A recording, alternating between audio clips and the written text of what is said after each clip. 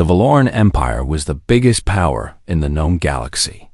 They had conquered 17 star systems in less than 100 years. Their warships were huge and powerful. Their soldiers were strong and well-trained. No species had ever stopped them.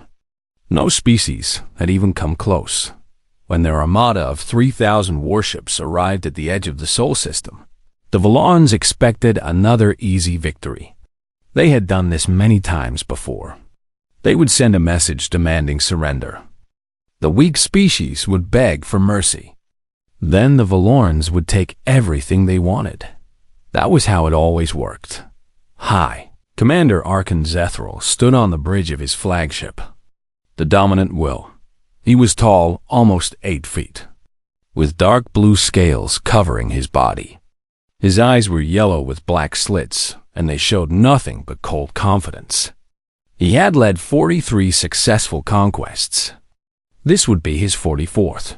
Send the message, he ordered his communications officer. The message was simple. Humanity had 72 hours to surrender completely. They would give up all their weapons. They would give up all their ships. They would accept Valoran rule over Earth and all human colonies. If they refused, they would be destroyed. Zethral did not expect them to refuse. No species ever refused. 3 hours later, Daniel Hayes received the message aboard the diplomatic vessel Horizon's Edge. Daniel was 53 years old. He had gray hair at his temples and lines on his face from years of difficult work. He was not a soldier. He was not a general. He was a diplomat, a man who talked for a living. He had spent 30 years talking. He had ended trade disputes between angry nations. He had stopped border conflicts before they became wars. He had helped millions of refugees find new homes. But he had never faced anything like this. Admiral Catherine Webb stood next to him on the bridge. She was in her late 40s, with short brown hair and sharp eyes that missed nothing. She commanded the United Earth Fleet, which sounded impressive until you counted the ships. 47. That was all humanity had. 47 combat vessels against 3,000 enemy warships. They're not even trying to hide, Catherine said. Her voice was tight with controlled anger. They want us to see their numbers. They want us to feel hopeless. Daniel watched the holographic display. It showed the enemy armada as thousands of red dots arranged in perfect formation. Each dot was a warship. Many of those warships were bigger than anything humanity had ever built. The largest Valoran vessels were 3 miles long. Have we learned anything about them? Daniel asked. Catherine nodded. Intelligence has been working around the clock. The Valorans have conquered 43 species over the past 500 years. Every single one of those species surrendered after a brief resistance. The longest anyone held out was 16 days. The shortest was 4 hours. And after they surrendered, the conquered species become servants of the Empire. They work in Valoran mines, Valoran factories, Valoran farms. They fight in Valoran wars. Their children are taken and raised to be loyal to the Empire. Catherine paused. It's slavery, Daniel. Complete and total slavery. Daniel was quiet for a long moment. He looked at the red dots on the display, then at the blue dots that represented Earth's fleet. The difference was so large, it was almost funny. Almost. What are our chances if we fight? He asked. 0. Catherine answered immediately. We might destroy a few hundred of their ships if we're lucky. Then they'll destroy us and take Earth anyway. Fighting would only delay the inevitable by a few hours. And if we surrender, then we become slaves. All 8 billion of us on Earth, plus another 2 billion in the colonies. Our children. Our grandchildren. Forever. Daniel walked to the viewport and looked out at the stars. Somewhere out there, beyond those points of light, the Valoran Armada was waiting. Waiting for humanity to beg for mercy. Waiting to add another conquered species to their collection. He thought about his daughter, Lisa, who was 25 years old and working as a doctor on Mars. He thought about his ex-wife, Sandra, who still lived in their old house in Colorado. He thought about the billions of people on Earth who were probably watching the news right now, learning that their world was about to end. What could one diplomat do against 3,000 warships? There might be another way, Daniel said slowly. Catherine looked at him with surprise. What other way? Daniel, we've run every simulation. We've consulted every strategist. There is no way to win this. I didn't say we could win. Daniel turned back to face her. I said there might be another way. The Valorans have conquered 43 species.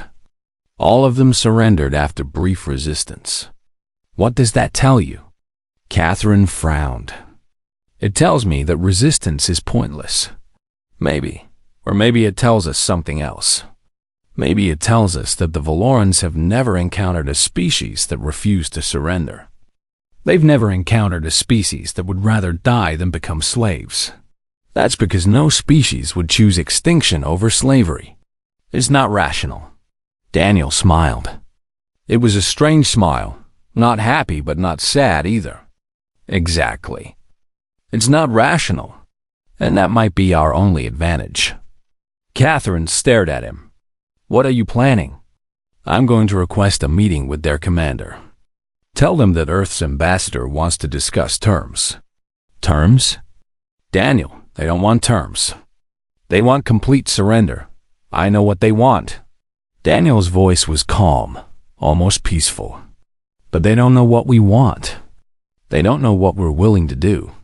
And until they understand that, there's still a chance. He walked toward the door of the bridge, then stopped and looked back. Set up the meeting, Catherine. Find a neutral location. Make it formal and official. I want their commander there, along with as many of their leaders as possible. And what are you going to tell them? Daniel considered the question. I'm going to tell them a story. A true story about what humans are really like. And then I'm going to make them an offer they can't refuse. Catherine shook her head. Daniel, I've known you for 15 years. I've seen you talk your way out of impossible situations. But this isn't a trade dispute or a border conflict. These are aliens with 3,000 warships who have never lost a war. What can you possibly say that would change anything? I don't know yet, Daniel admitted.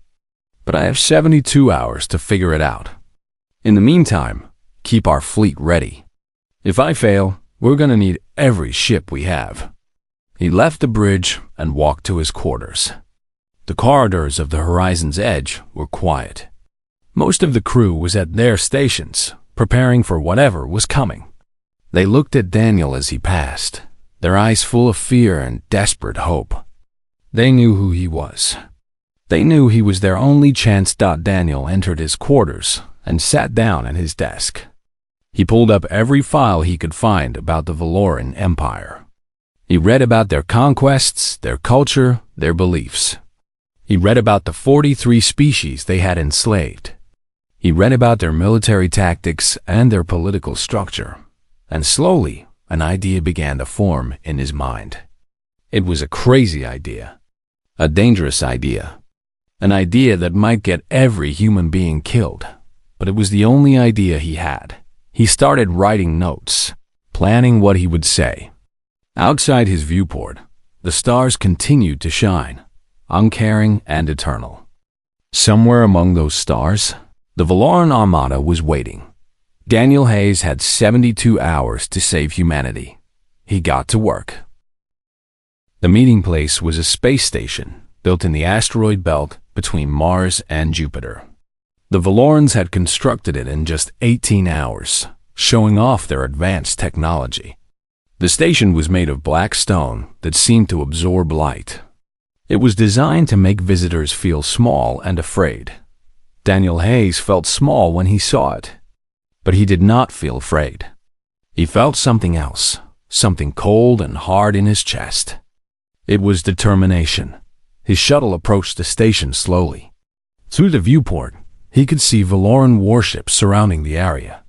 There were at least 50 of them, each one capable of destroying his small shuttle in seconds. They were there to remind him of his position. He was weak. They were strong. Daniel understood the message. He chose to ignore it. Admiral Catherine Webb sat across from him in the shuttle. She wore her formal uniform, covered with medals from her years of service. Next to her was Lieutenant Ryan Cooper, Daniel's aide, a young man of 28 who's trying very hard to look brave. Dr. Michelle Torres completed their small group. She was an expert in alien languages and would help Daniel understand any hidden meanings in the Valoran words. "Remember," Daniel said as the shuttle docked with the station, "let me do most of the talking. Don't react to anything they say or do. They'll try to make us angry or scared. Don't give them that satisfaction. What about the plan?" Catherine asked. "You still haven't told us what you're going to say." "That's because I need to read the room first. I need to understand who we're dealing with before I play my cards." Catherine did not look happy, but she nodded. She had known Daniel long enough to trust his instincts. The airlock opened, and they stepped onto the station. 2 lines of Valoran soldiers waited for them, each one over 7 feet tall, with blue-scaled skin and eyes that glowed faintly yellow. They carried weapons that looked like a combination of rifle and sword.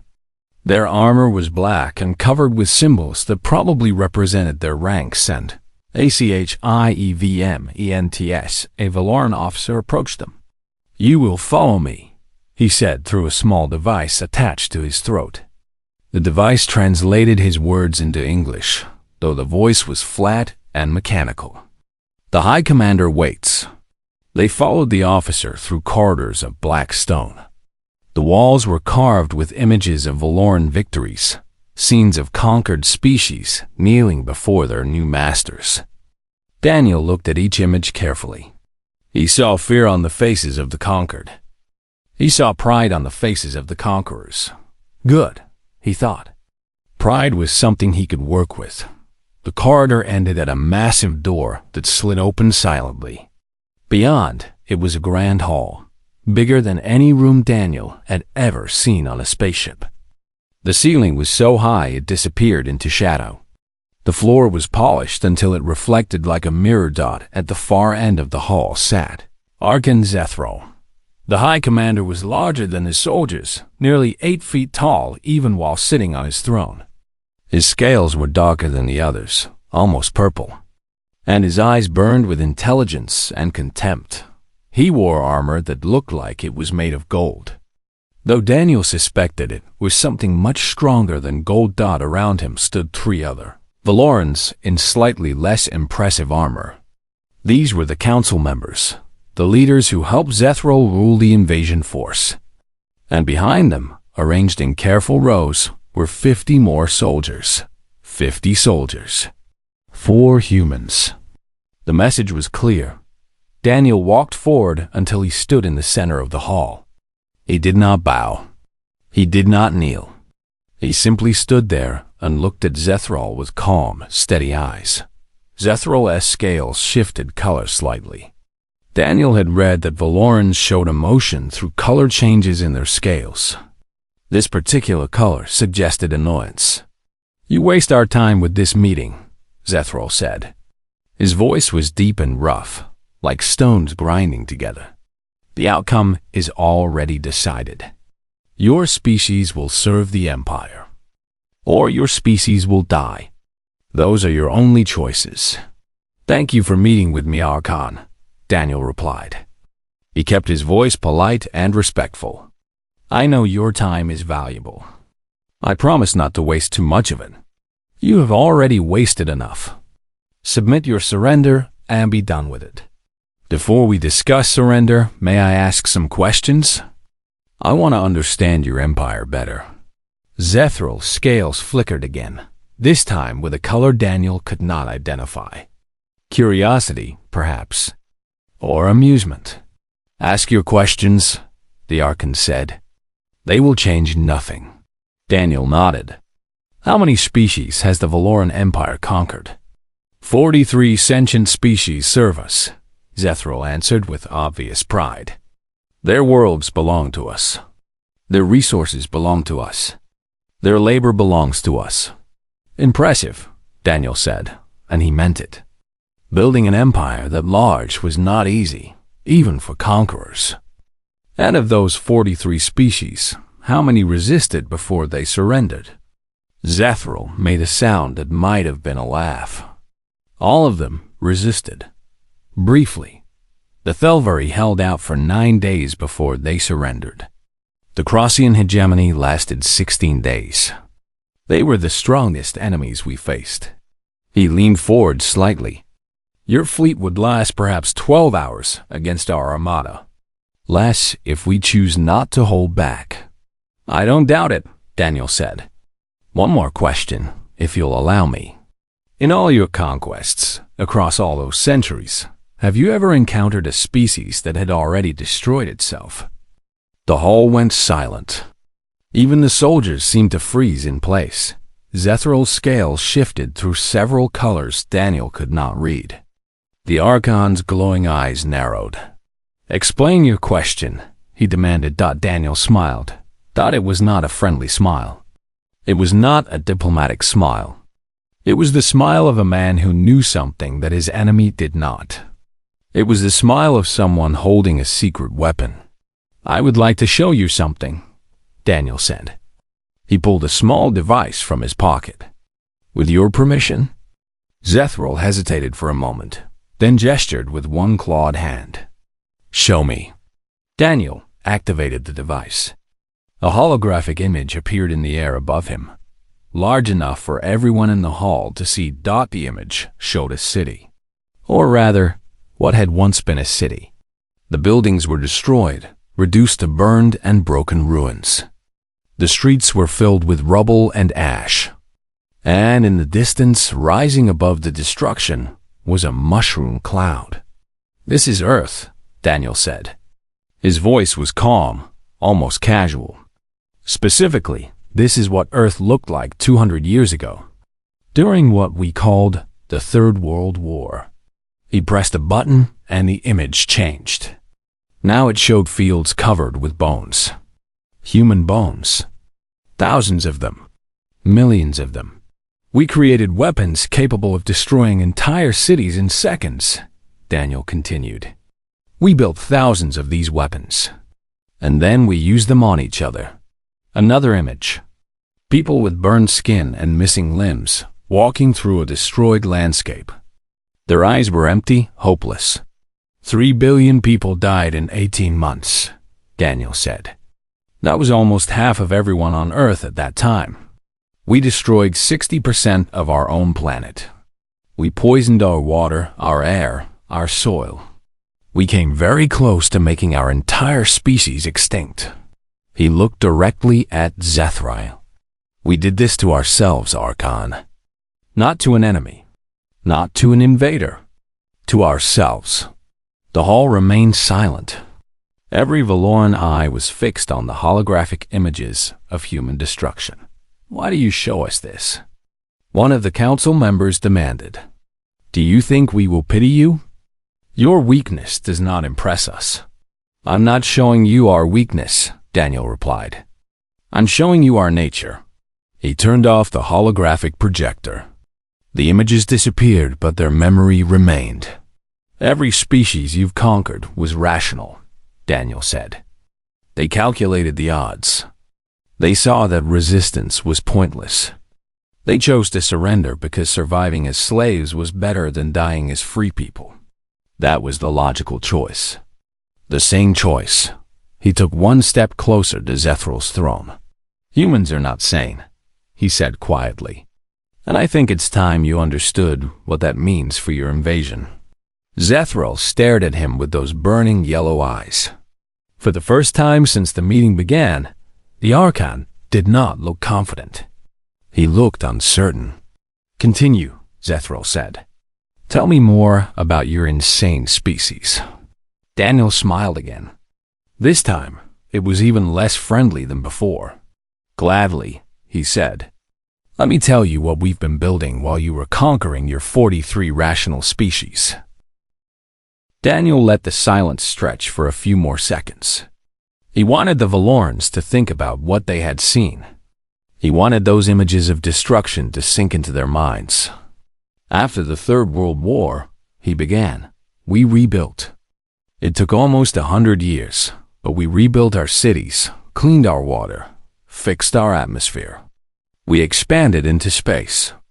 We colonized the moon, then Mars, then the moons of Jupiter and Saturn. We grew from a dying species to a thriving civilization. Zethral's scales shifted impatiently. "We know your history. Our scouts have studied your species for decades. You rebuilt. You expanded. And now you are weak. Your fleet is 47 ships. Our armada is 3,000. These facts do not change." "You're right," Daniel agreed. "Those facts don't change. But there are other facts you might not know." He activated his holographic projector again. This time, the image showed a different kind of destruction. It showed laboratories, factories, weapons facilities. When we rebuilt after the war, we made rules. We created agreements to prevent another global conflict. We limited our weapons.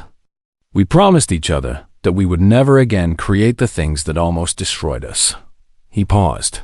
We lied. The Valorans stirred. Dr. Torres, standing behind Daniel, translated the color shifts on their scales. Confusion, concern, interest. The nations of Earth agreed to stop building weapons of mass destruction. Daniel continued. And publicly, we did. But secretly, every major nation continued research. We told ourselves it was for defense. We told ourselves it was just in case. We told ourselves we needed to be prepared for any threat. The holographic image changed again. Now it showed designs and blueprints, technical drawings that meant nothing to the Valorans but looked impressively complex. For 200 years, we've been preparing for threats. Threats from each other. Threats from space. Threats we couldn't even imagine yet. And in that time, we've built some very interesting things. Admiral Catherine stepped forward. She pulled out her own projector and added her images to the display. These images showed diagrams of orbital platforms, satellite networks, and strange devices that glowed with contained energy. "This is the Prometheus Array," Catherine said. Her voice was cold and professional. "It's a network of devices placed in orbit around our sun and every colony world in human territory." One of the Valoran Council members leaned forward. "What do these devices do?" Catherine looked at Daniel. He nodded slightly. "If activated," Catherine said, "the Prometheus Array will trigger a chain reaction in our sun. Within 4 hours, Sol will become a supernova." Dead silence. Even Zethral seemed frozen. His scales had gone pale, almost white. "You're lying," the council member said. "No species would build such a weapon. It would destroy everything. It would kill your own people." "Yes," Daniel said simply. "It would. That's the point." He stepped closer to Zethral's throne. The soldiers around the room tensed, but the Archon held up a claw to keep them back. "Let me explain something about humans," Daniel said. "We don't think like your other conquered species. We don't calculate odds and make rational decisions. We're emotional. We're stubborn. And most importantly, we're spiteful." He let that word hang in the air. "Do you know what spite means, Archon? It means that we would rather hurt our enemies than help ourselves. It means that if we can't win, we'll make sure our enemies lose too. It means that we would burn down our own house just to make sure you couldn't live in it." Zethral finally spoke. His voice was quieter than before. "You would destroy your own star. Kill your own people. All to hurt us." "Not to hurt you," Daniel corrected. "To make your victory meaningless. You would gain nothing from conquering us. No slaves, no resources, No territory. Just an empty system filled with radiation and debris. This is madness, one of the council members said. This is not strategy. This is suicide. Exactly, Daniel agreed. And that's why your empire has never encountered it before.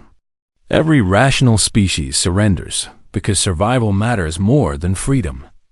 But for humans, freedom matters more than survival. We proved that 200 years ago when we almost destroyed ourselves. Rather than let any single nation rule the world, he turned to face all the Valorans in the hall.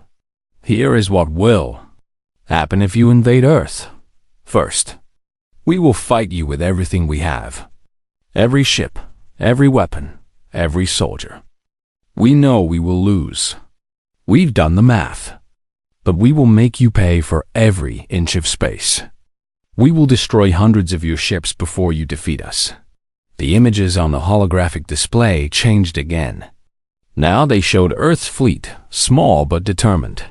Then, when our fleet is destroyed and your victory seems certain, we will activate the Prometheus arrays. Not just around Sol, but around every colony world. Every human settlement in the galaxy will die in nuclear fire. And your armada, positioned near our sun, will be caught in the explosion. Daniel's voice grew harder. 3,000 warships, Archon. That's what you would lose. Plus, however many soldiers you've committed to this invasion. All for a species that chose to die rather than surrender. Zethril's scales were cycling through colors rapidly now. Daniel couldn't read all of them, but he recognized fear. The Archon was afraid. Good. I don't believe you, Zethral said, but his voice lacked conviction. No species would create such weapons. No species would use them against themselves. Catherine spoke up. We've tested smaller versions of the Prometheus technology. They work. We have recordings of the tests if you'd like to see them. She was bluffing. Daniel knew she was bluffing. The Prometheus array didn't exist. It had never existed. The technical drawings were fakes created by Earth's intelligence services specifically for this meeting. But the Valorans didn't know that. You ask us to believe, one council member said slowly, that your species built a weapon to destroy your own sun. That you would kill 8 billion of your own people rather than surrender to us. I'm not asking you to believe anything, Daniel replied. I'm telling you facts. What you do with those facts is your choice. He walked back to stand with his delegation. Here is our counteroffer, Archon. Take your armada and leave our system. Go back to your 17 star systems and your 43 conquered species. Report to your emperor that humans were not worth the cost. The cost of what? Zethral demanded. Even if your weapons are real, even if you destroy your sun, you would only kill yourselves. We would lose ships, yes, but we would survive. Your species would be gone forever. Daniel nodded. True, and that brings me to my final point. He pulled out a small data chip and held it up. This contains everything. Our history, our technology, our weapons programs, everything I've shown you today, and much more. If you attack us, if you force us to activate the Prometheus arrays, I will transmit this data to every species in the galaxy. Zethral froze. Every enslaved species will learn how we died, Daniel continued. They will learn that there was a species that chose death over slavery.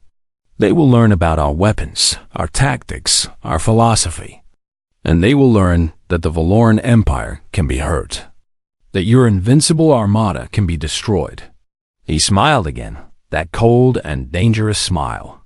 How long do you think your empire will last once your slaves realize that resistance is possible? How long before the Tholvari remember that they used to be free? How long before the Crossians decide that death is better than serving you forever? The hall was completely silent. Every Valoran seemed frozen in place, processing Daniel's words. So that's your choice, Archon, Daniel said. You can conquer us and lose 3,000 ships and possibly your entire empire. Or you can leave, report that humans weren't worth the trouble, and keep everything you've built." He spread his hands. "I think the choice is obvious. But then again, I'm just a diplomat. What do I know about conquest and empire?" Zethral stared at him with those burning yellow eyes. The arcane scales had settled on a color that Dr. Torres could not identify. It might have been respect, or it might have been hatred. Either way, Daniel had given him something to think about. Now he just had to hope that the bluff would work.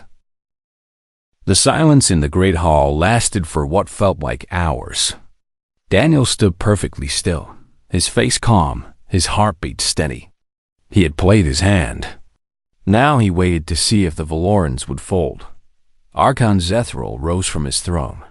He was even more impressive standing up, a tower of muscle and scales and contained violence. He walked slowly down the steps toward Daniel, each footfall echoing in the silent chamber that Daniel did not step back. He did not flinch. He looked up at the massive alien and waited. "You are either very brave," Zethral said quietly, "or very foolish." "I've been called both," Daniel replied. "Usually by the same people." The Archon scales shifted through several colors. "You asked me to believe that your species would destroy itself rather than submit.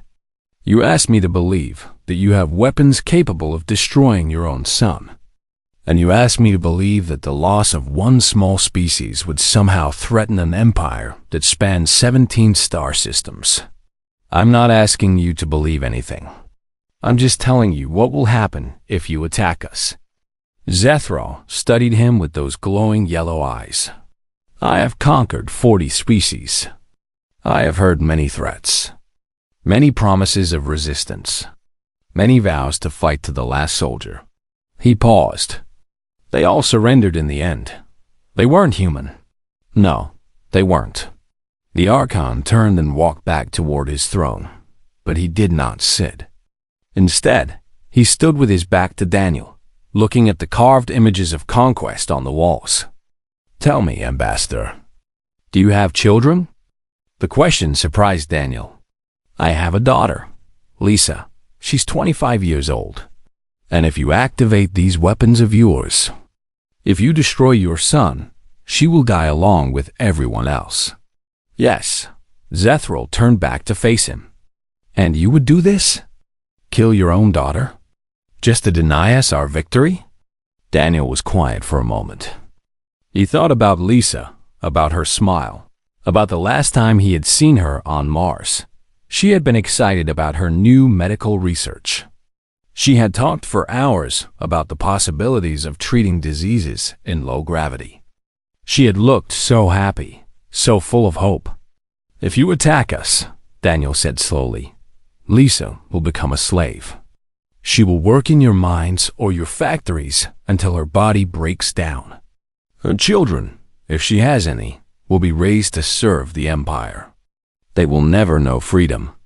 They will never know what it means to be human."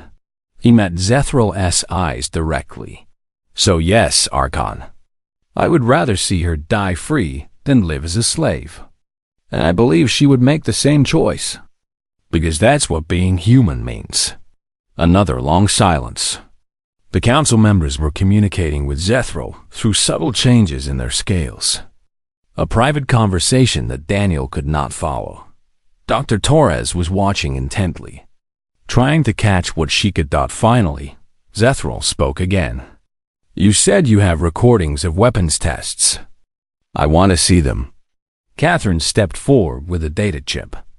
"These are recordings from 3 test detonations. The tests were conducted on asteroids in the outer system. The results are consistent with our theoretical models. The recordings were real, at least partially. Earth scientists had conducted some experiments with stellar reactions, though nothing close to what Daniel had described. The recordings had been edited and enhanced to look more impressive than they actually were.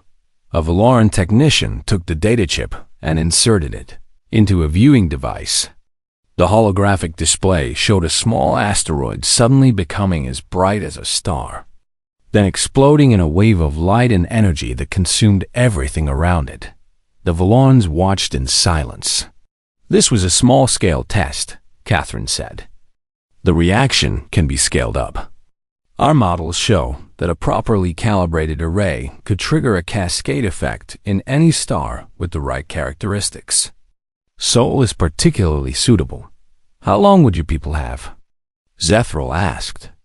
"Between activation and the supernova?" 4 hours, Daniel answered. "Long enough to transmit our final message to the galaxy. Long enough to make sure everyone knows what happened here." The Archon was quiet for a long time. His scales had settled into a dull gray color that might have indicated deep thought. "You have given me much to consider," he finally said. "I will consult with my advisors and the High Council on Valora Prime. You will have our response within 12 hours. Daniel nodded. "We'll be waiting on our ship. One more question. Ambassador?" Zethral's voice was almost curious now, stripped of its earlier contempt. "If we agree to leave, if we withdraw our armada and never return, what guarantee do I have that you won't use your weapons against us? What's to stop you from threatening other civilizations the way you've threatened us?" It was a good question. Daniel had been expecting it. "The Prometheus array is a defensive weapon," he said. "It can only destroy our own star and the space immediately around it. It can't reach your homeworld or any of your other systems. And honestly, we don't want to use it. We just want to be left alone." "Left alone," Zethral repeated. "With your weapons and your technology and your insane willingness to destroy yourselves. Everyone needs a hobby." For a moment, Daniel thought he saw something that might have been amusement flicker across Azural's scales. Then it was gone. "Return to your ship," the Archon said. "You will have our answer soon."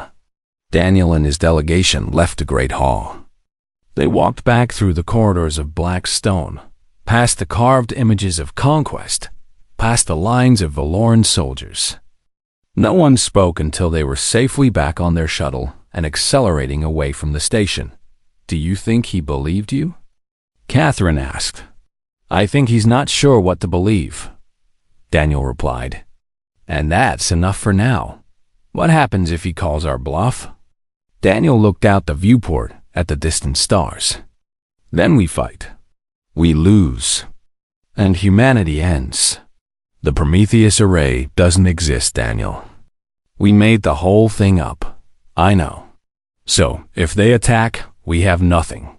No secret weapon. No way to hurt them. We just die." Daniel nodded slowly. "That's right. We just die. Fighting to the last ship, the last soldier, the last human being. And maybe, just maybe, that example will mean something to the other species out there. Maybe it will inspire them to resist, too." Catherine shook her head. "That's a terrible plan. It's the only plan we have." Daniel turned away from the viewport. "Now we wait. 12 hours until we find out if humanity lives or dies."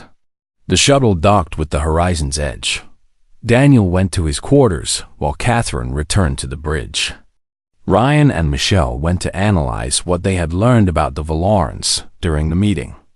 Daniel sat alone in the darkness, looking at a photograph of his daughter. Lisa smiled back at him from the picture, frozen in a moment of happiness that might soon be destroyed forever. "I'm sorry," he whispered to the photograph. "I'm doing everything I can." The photograph, of course, did not answer. Daniel set it down and closed his eyes. 12 hours. In 12 hours, he would know if his bluff had worked out. It was going to be a very long wait. The 12 hours felt like 12 years. Daniel spent most of them in his quarters, going over the meeting in his head, wondering if he had said too much or too little. He barely ate. He barely slept. He just sat and waited and wondered if he had doomed his entire species. Catherine came to see him after 8 hours. She looked tired too, dark circles under her eyes and tension in every line of her body. "The fleet is ready," she said. "If the Valorans attack, we'll give them everything we've got. How long can we hold? Against 3,000 ships?" Catherine shrugged. "Maybe 6 hours if we're lucky. Probably less. That's not much time." "No, it isn't." She sat down across from him. "Daniel, I have to ask. Were you serious about everything you said? About humans preferring death to slavery? About destroying ourselves rather than surrendering?" Daniel thought about the question for a long moment. "I was serious about what I believe humans would choose. Whether we could actually follow through." He shook his head. "I don't know. I've never had to find out. Let's hope we don't find out today." The comm system beeped. A message was coming in from the Valoran station.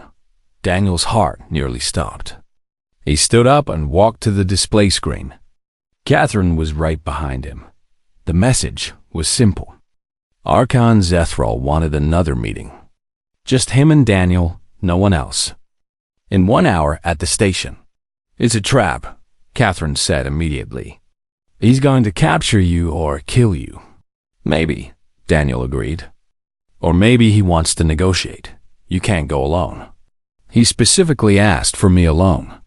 If I bring guards, he'll see it as a sign of fear." Daniel started preparing for the meeting. "Besides, if they wanted to kill me, they could just destroy this ship. They don't need to lure me to a station." Catherine clearly wanted to argue, but she knew he was right. "What do you think he wants?" "I think he wants to understand. The Valorans have never encountered a species like us. We confuse them. And Zethral strikes me as someone who doesn't like being confused." 1 hour later, Daniel walked alone into the great hall of the Valoran station. It was empty this time. No soldiers, no council members. Just Archon Zethral sitting on his throne, waiting. "You came alone," Zethral observed. "Either you trust me or you don't value your own life." "I'm a diplomat," Daniel said. "I take calculated risks. Sit." Zethral gestured to a chair that had been placed in front of his throne. It was human-sized, clearly brought in specifically for this meeting. Daniel sat. "I have consulted with the High Council on Valora Prime," Zethral began. "I have shared everything you told me. The recordings, the weapons, the threats. They were disturbed by what they saw. Disturbed enough to leave us alone?" Zethral scales flickered. "Perhaps. But first, I want to understand something. I have conquered 43 species. I have studied each of them, learned their strengths and weaknesses, predicted their behavior with great accuracy. But you," he paused, "you don't make sense to me. What doesn't make sense? Your weapons. The ones you call the Prometheus Array." Zethral leaned forward. "I've had my best scientists analyze the recordings. They believe the technology is possible. They believe you could build such devices." Daniel kept his face neutral. "Good. But they also believe it would take enormous resources. Resources that could be used to build warships, defensive stations, weapons that could actually hurt us without destroying yourselves." Zethral's eyes narrowed. Why would any rational species choose to build a suicide device instead of proper defenses? "Because proper defenses wouldn't work against you," Daniel replied. "You said it yourself. Our fleet would last maybe 12 hours. Any conventional defense we could build would just delay the inevitable. The only way to stop you was to make conquest too expensive to be worth it, by threatening to destroy yourselves. By threatening to destroy ourselves and take your armada with us. That's the key part." Zethral was quiet for a moment. "My advisors think you're bluffing. They think no species would actually activate such weapons. They think that when the moment came, your survival instinct would take over and you would surrender like all the others." "Maybe they're right," Daniel said. "Do you want to find out?" The Archon made a sound that might have been a laugh. No, Ambassador. I don't think I do. He stood and walked down from his throne, stopping just a few feet from Daniel's chair. I have made my decision, Zethral announced. The Valaran Armada will withdraw from your system. We will report to the High Council that the strategic value of Sol does not justify the resources required for conquest. Your species will be classified as not worth the trouble. Daniel felt a wave of relief so strong he almost collapsed. He forced himself to remain calm, to keep his face neutral. Thank you, Archon. That's a wise decision. It's a practical decision, Zithro corrected. Don't mistake it for kindness or respect. If I thought we could conquer you without significant losses, I would do it in a heartbeat. I understand. Zethra's scales shifted to a color Daniel hadn't seen before. One last thing, Ambassador. I want you to answer a question honestly. You owe me that much. What question? If we had called your bluff, if we had attacked Earth despite your threats, Zethral's eyes burned into Daniel's. Would you really have done it? Would you really have destroyed your own son? Daniel thought about the question carefully. He thought about Lisa, about Earth, about the billions of people who were depending on him. He thought about the Prometheus array that didn't exist, the bluff that had somehow worked. Honestly, Daniel said, I don't know. I've never been tested like that. Maybe we would have found the courage to die fighting. Maybe we would have surrendered at the last moment. Maybe we would have found some other way. He met Zethral's eyes directly. But here's the thing, Archon. I think we would have done it. Not because we're brave or noble or especially strong, but because we're stubborn and spiteful and we really, really hate losing. We're the species that almost destroyed itself because two nations couldn't agree on how to run the world. We're the species that built weapons capable of ending all life on our planet and then kept building more of them just in case. We're the species that would rather burn everything down than let someone else win. He stood up from his chair. So maybe the Prometheus array is real and maybe it isn't. Maybe we would have used it and maybe we wouldn't. But are you willing to bet 3,000 warships and possibly your entire empire on the rationality of a species that has already proven it's not rational? That's the real question, Archon. And I think you already know the answer. Zethral stared at him for a long moment.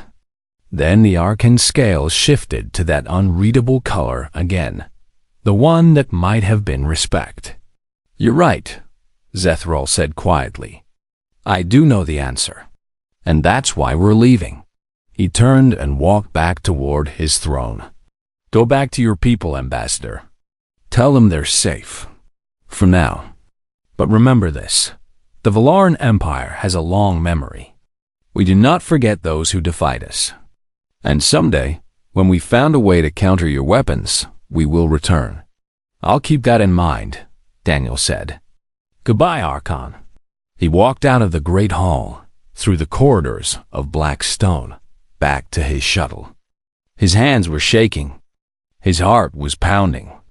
But he kept walking, kept his back straight and his head high, until he was safely off the station and heading back to the horizon's edge. 3 hours later, the Valaran Armada began to move. 3,000 warships turned away from Sol and accelerated toward deep space. By the end of the day, they were gone. Earth was safe. Daniel watched from the bridge as the last Valaran signatures disappeared from the sensors. Catherine stood beside him, tears of relief in her eyes. You did it, she whispered. You actually did it. We did it, Daniel corrected. The whole team. The fake recordings, the technical drawings, all of it. We pulled off the biggest bluff in human history. What happens now? Daniel thought about Zethral's warning. The Valarans would remember. They would look for ways to counter the weapons that didn't exist. And someday, they might return. Now we prepare, Daniel said. We build real defenses. We expand our fleet. We make alliances with other species. And we get ready for the day when bluffing isn't enough anymore. He looked out at the stars, at the vast and dangerous galaxy that humanity had just barely survived. But that's a problem for another day. Today, we celebrate. Today, we're still free. Catherine nodded. I'll tell the fleet. The crews could use some good news. She left the bridge, leaving Daniel alone with his thoughts. He pulled out the photograph of Lisa, looking at her smile one more time. We made it, he told the photograph. At least for now. Outside the viewport, the stars continued their eternal dance. Somewhere out there, the Valoran Empire was planning its next move. Somewhere out there, other species were learning about the humans who had defied the conquerors. And somewhere, in the vast silence between stars, a message was spreading. A story about a species that would rather die than surrender. A species that smiled when it should have begged. A species that was not safe to conquer. Daniel Hayes put away the photograph and began planning for the future. There was much work to do, but for one brief moment, he allowed himself to smile. They had one for now.